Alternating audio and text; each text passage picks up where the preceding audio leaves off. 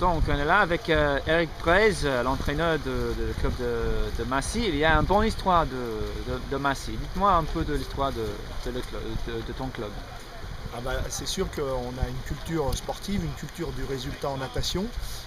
Le club de Massy existe au niveau national et international depuis la fin des années 70, le début des années 80, avec des professionnels qui ont déjà œuvré dans ce club, et notamment des résultats très très forts dans la natation féminine à l'époque.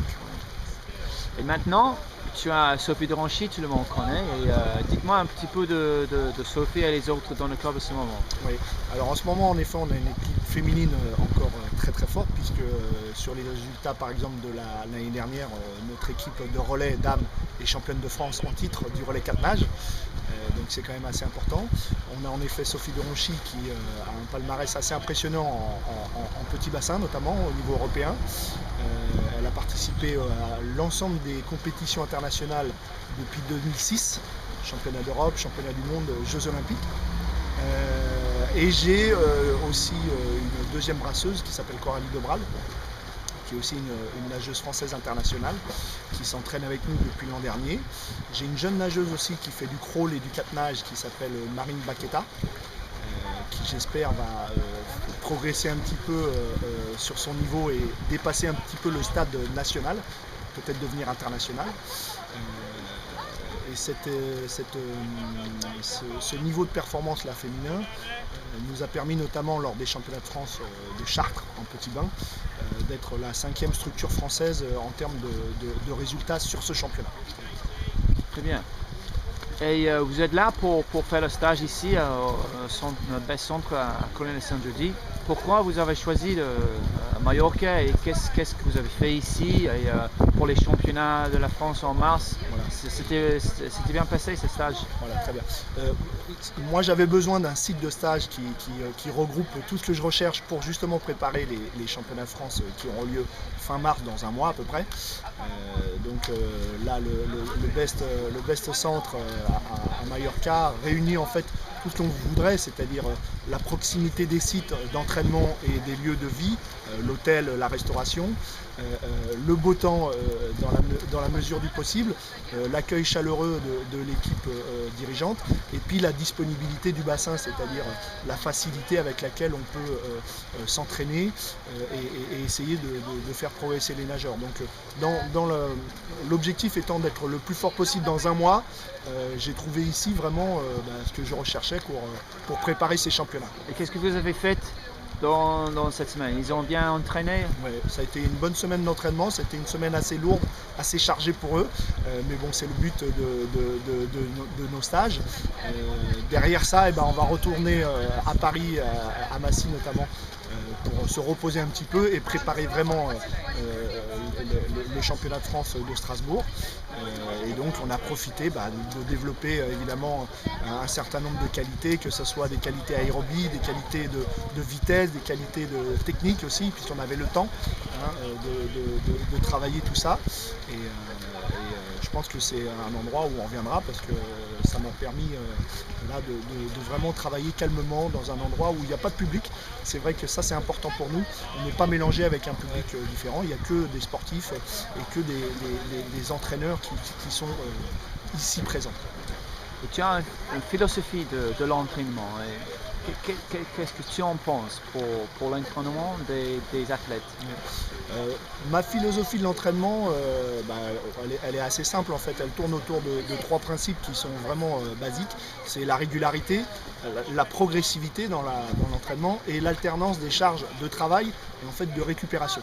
Je crois qu'à partir du moment où le nageur ou le sportif est régulier, nous on va lui amener une charge de travail en progressive et on va lui permettre d'être à certains moments sur des périodes de développement et à d'autres moments sur des périodes de récupération sur lesquelles on va essayer de progresser, changer de niveau et de faire en sorte que le nageur devienne de plus en plus rapide. Et est-ce que tu peux offrir des conseils pour les autres entraîneurs en France pour développer les internationaux? Je vais le faire modestement, je vais essayer de le faire modestement, non mais tout simplement de suivre ses idées, d'être capable de s'auto-évaluer aussi, parce que c'est pas évident, des fois on se retrouve un petit peu seul quand on est entraîneur ou coach, donc de garder, comment dirais-je,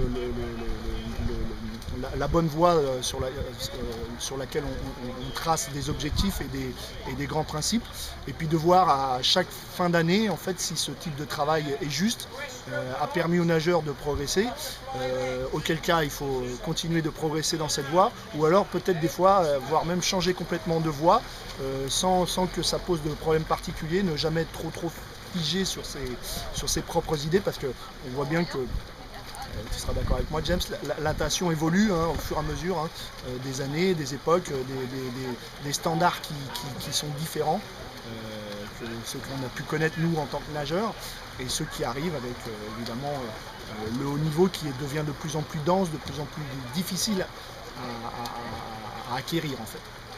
Il y a beaucoup de très grands nageurs en France à ce moment, et ça a changé dans les derniers 6-7 ans. Ouais. Qu'est-ce que tu as vu dans les derniers 10 ans en France pour effectuer ces changes?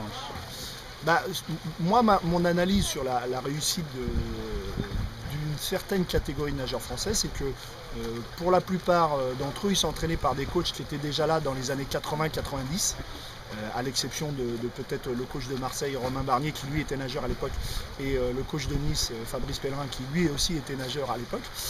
Donc je pense que c'est plutôt l'expérience accumulée au fur et à mesure des années par les entraîneurs, les coachs français, qui a permis de développer un savoir-faire, une réponse à la concurrence internationale, avec des méthodes qui évoluent, un peu plus de sérieux. Je pense qu'on est plus sérieux en France qu'on l'a été fut un temps, beaucoup plus professionnel. On a su réfléchir à la question, on a su développer peut-être des choses un petit peu innovantes par rapport à d'autres pays. Bref, grosso modo, on s'est mis au travail avec une équipe d'entraîneurs qui existait déjà à l'époque. Donc moi, ma théorie, c'est que ces entraîneurs ont observé le haut niveau. Ils ont pris du temps pour observer ce qui se passait dans d'autres pays, dans d'autres nations, et que peut-être on a été un petit peu plus lent que d'autres à comprendre réellement ce qu'étaient les attentes du très haut niveau. Mais je crois qu'aujourd'hui c'est fait et bien fait, et qu'il faut se servir de cette nouvelle vague là, ou de ces résultats qui sont apparus, notamment avec des filles comme Solène Figuès, avec des filles comme évidemment Laure Manodou. Maintenant ça serait plutôt les garçons qui sont en tête des bilans. Donc voilà, il y a un équilibre féminin-masculin qui est important pour nous et qui nous motive en fait, qui nous surmotive, parce que ça a un effet entraînant en fait, un effet boule de neige, on dit en France. Il y a les Jeux à Londres, et c'est très proche maintenant. Il y a pour tout le monde en France, comme tout le monde en Angleterre, comment les Jeux, c'est proche. Qu'est-ce qu'il y a les Français en France et pour le sport en France et les nageurs en France? Est-ce qu'il y a tout le monde qui pense les Jeux? Alors, les Jeux Olympiques, la symbolique des Jeux, c'est vrai que c'est quelque chose qui fonctionne bien, qui fait rêver, qui attire beaucoup de sportifs de haut niveau, et qui représente une espèce de nirvana dans une carrière de sportif. Donc en effet, ça marche très bien pour l'ensemble des nageurs français. La proximité de la France avec Londres peut supposer qu'il y aura une très forte équipe de France qui se présentera lors de cet événement. Maintenant, dans le détail, nous, les critères de sélection en France vont être, je pense, assez élevés pour ne présenter qu'à cet événement que des futurs médaillables, voire finalistes au plus bas. Donc la première des choses à penser en fait, avant la symbolique, avant l'espèce de summum de carrière, c'est déjà de se qualifier à cet événement, et ça je pense que ça va déjà être assez difficile, parce que les temps à réaliser pour se qualifier lors des championnats de France de 2012 seront à mon avis très difficiles. Très bien. Eric, merci beaucoup. Merci à toi James.